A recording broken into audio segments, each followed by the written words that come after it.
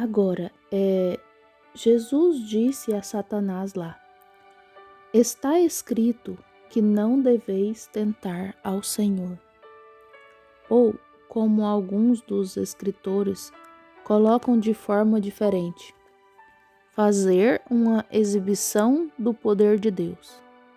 Agora, lembrem-se, na Bíblia, houve muitas pessoas que passaram por Jesus que ele nem sequer teve compaixão delas. Se ele teve, não o demonstrou.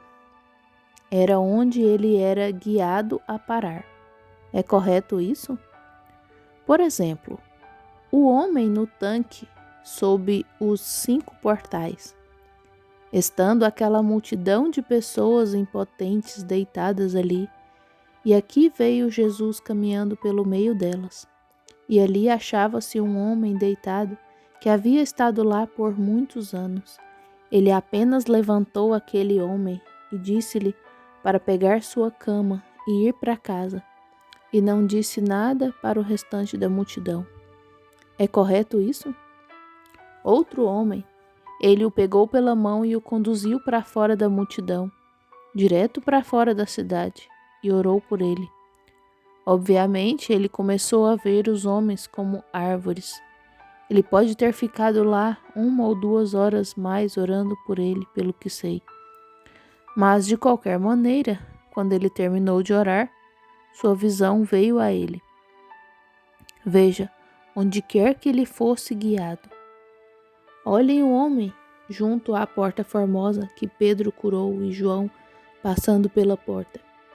Jesus passou por aquele portão mês após mês, enquanto estava em Jerusalém. Ora, por que ele não curou aquele homem? Ele esteve deitado ali por 40 anos. Agora observem, ou ele não... O portão ali para pedir esmola, eu acho. Isso é o que o colocou lá por muitos anos. Agora, observe, Deus apenas cura, não para mostrar seu poder. Ele só cura aqueles, não sobre os méritos de seu cristianismo.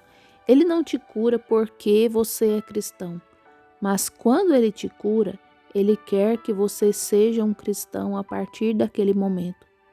Mas ele não lhe cura só por dizer, eu subirei ali, serei curado porque sou cristão. Não, Deus cura na base da fé, sua fé. Se você é um pecador e não sabe nada sobre Deus e nunca foi um cristão, se você prometer a Ele que você será um cristão e virá, e você tem fé suficiente para isso ser feito, será feito naquele momento. Mas espaço em branco na fita. Eu nem tenho um propósito em mente. E então você vai lá e isso te deixa nervoso. Olhar pelas ruas e ver aquelas mães andando com seus bebezinhos nos braços e ver os aleijados deitados ali, esperando eu parar e orar e emergências. Eu sou um humano, eu tenho um coração e eu sinto pelas pessoas. Se eu me deixar empolgar, teria um colapso nervoso antes de uma semana terminar. Eu simplesmente tenho que fechar meus olhos e olhar para cima e dizer, ó Deus, tenha misericórdia, e seguir em frente, vê? E eu chego a um ponto que isso me deixa muito nervoso. Alguns momentos atrás, minha garotinha, agora com 19 meses, sua mamãe me ligou e queria saber se a viagem transcorreu bem. Minha garotinha tinha acabado de falar. Ela estava falando, meu papai? E ela disse, eu te amo, venha para casa, papai. Dessa maneira. E eles a afastaram do telefone e ela começou a gritar, queria voltar ao telefone. Isso quase me matou.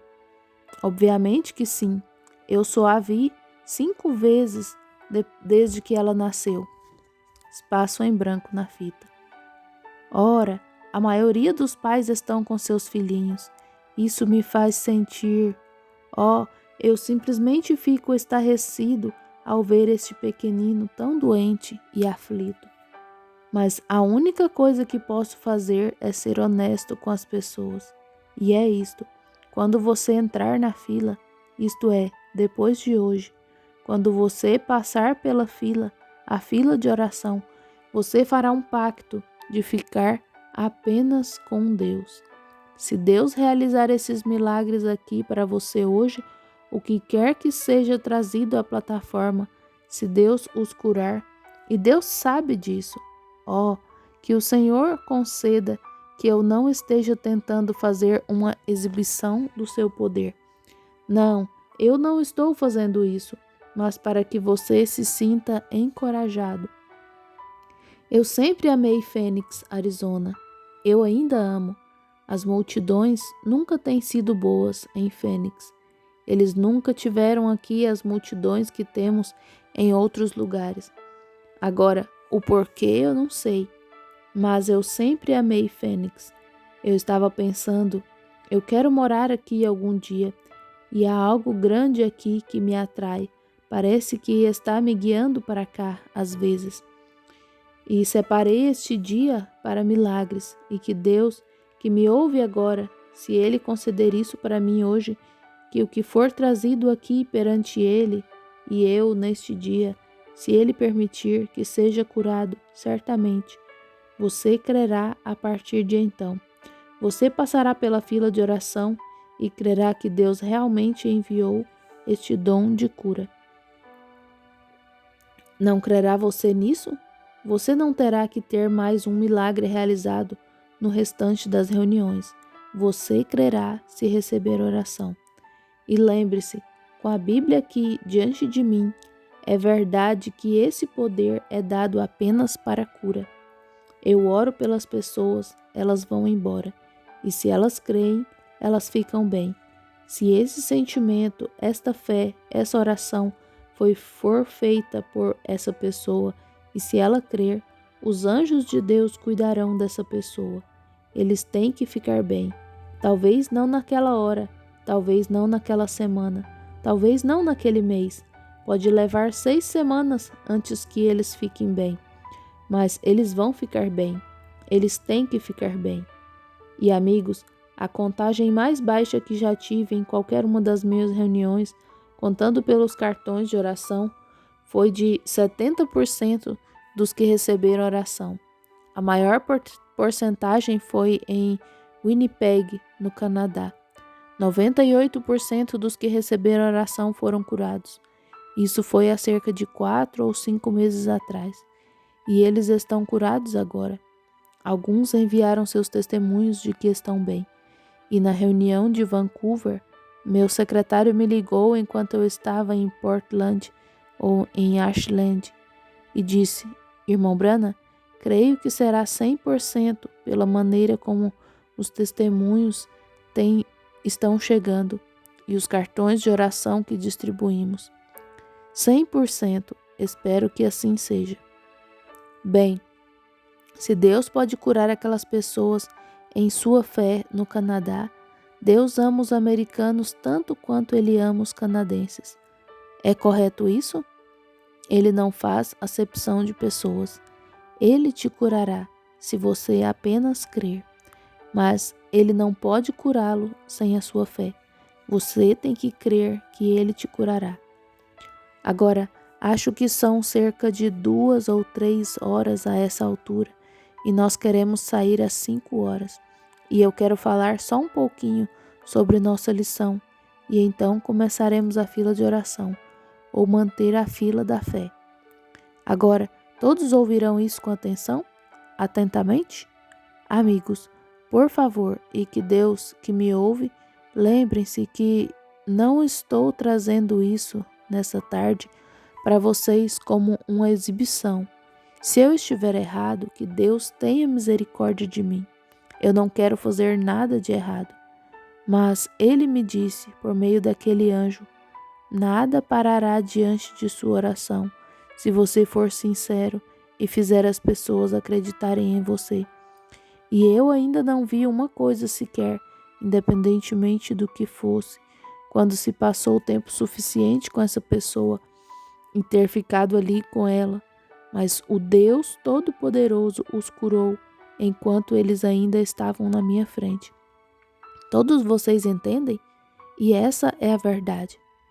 Esta vez mais tentarei, terminando em Fênix. Isso mesmo, o lugar onde pretendo morar um dia. E Deus pode curar as pessoas neste dia. E se Ele conceder isso para mim e deixar a todos que vierem, surdos, mudos, aleijados, cegos, insanos, seja o que for, sejam libertos bem aqui, diante dos olhos das pessoas. Então, o restante do tempo deixarei que Ele faça a liderança, se Ele tão somente me ouvir e responder a minha oração. Vocês vão orar por mim para que Deus me ajude? Percebo que o trabalho está em sua infância. É uma grande tensão. Amigos, posso ver os frutos do que sempre tentei, ser sempre fiel a Ele. Espaço em branco na fita. E agradeço a Deus pelo que vai acontecer agora. Grandes reavivamentos estão ocorrendo em todo o país. As pessoas são um só coração e uma só mente, e eles estão simplesmente enviando um à igreja do outro, deixando as pessoas irem para qualquer igreja que desejam ir. Eles os deixam ir de acordo com a sua própria preferência. E seja o que for que uma pessoa crê, vá em frente, creia nisso. Mas não critique a outra pessoa. Isso é, vamos ficar juntos e servir a Deus. Oh, eu confio que Deus ainda fará isso. E se Ele me mostrar favor esta tarde e curar estas pessoas diante de vocês, então ouçam minha palavra, amigos. Não tenha nada contra ninguém ou contra a igreja de ninguém. Vamos juntos como irmãos e irmãs, e então o pecador lá fora saberá que realmente amamos a Jesus. Isso mesmo. Vem